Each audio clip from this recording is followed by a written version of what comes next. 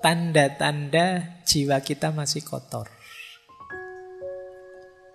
Yang pertama apa? Kesulitan menjalankan fungsi ilmu, hikmah, dan makrifat.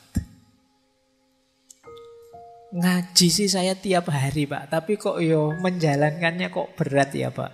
Jangan-jangan jiwa kita masih kotor. Perlu ada yang dibersihkan.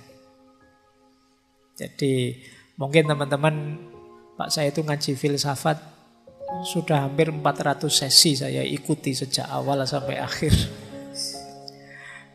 Saya kok gini-gini saja ya Pak, tidak naik-naik kelas. Jangan-jangan ada kekotoran, ada yang harus kamu bersihkan dulu. Kan sering saya ilustrasikan itu, wadah yang kotor itu diisi barang bersih berapapun, yang bersih ketika masuk akan terkontaminasi jadi kotor.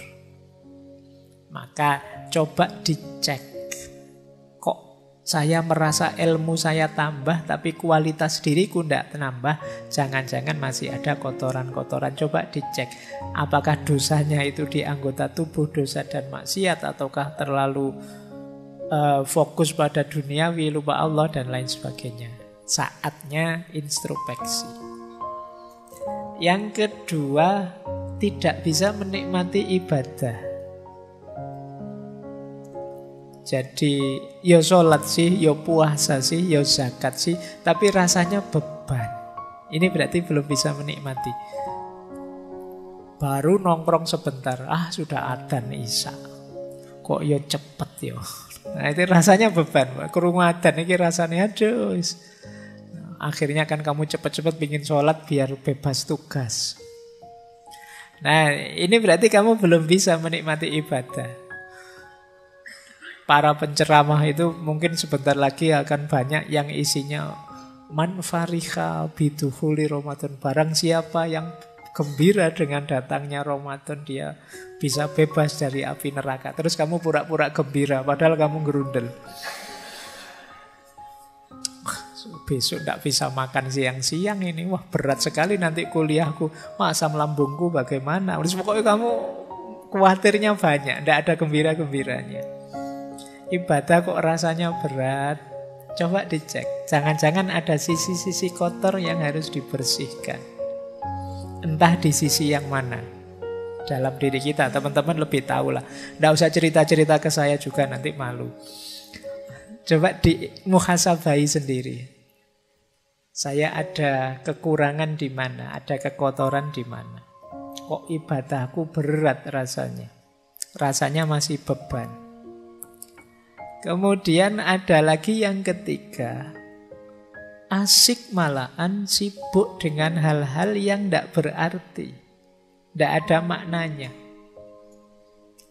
Nah, coba dihitung. Dalam sehari kesibukan kita yang memang urgent, penting, bermakna, bermanfaat berapa persen?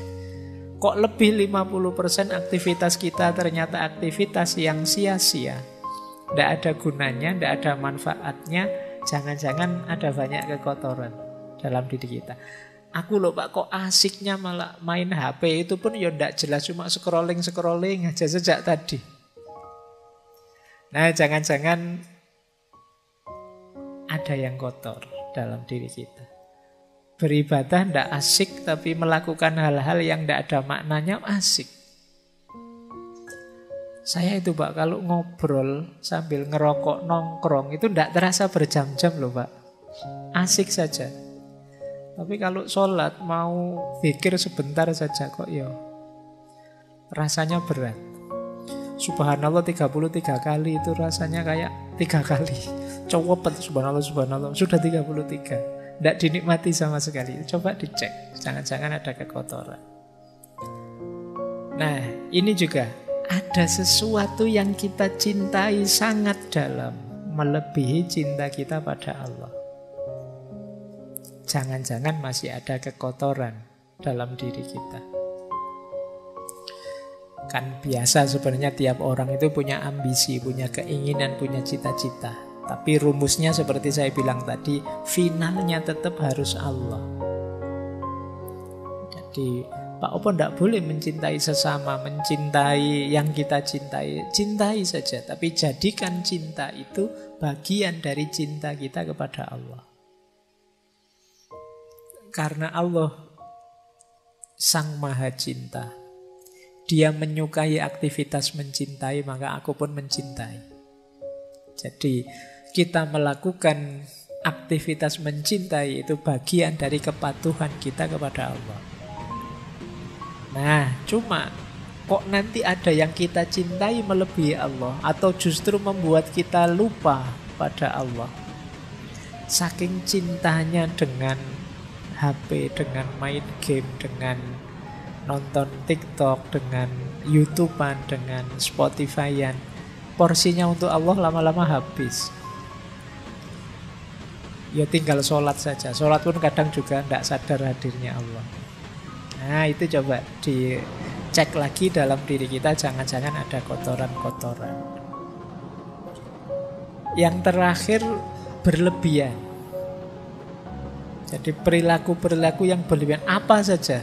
Kan dulu di filsafat akhlak saya singgung bahwa segala yang berlebihan itu jelek. Bahkan baik berlebihan pun jelek.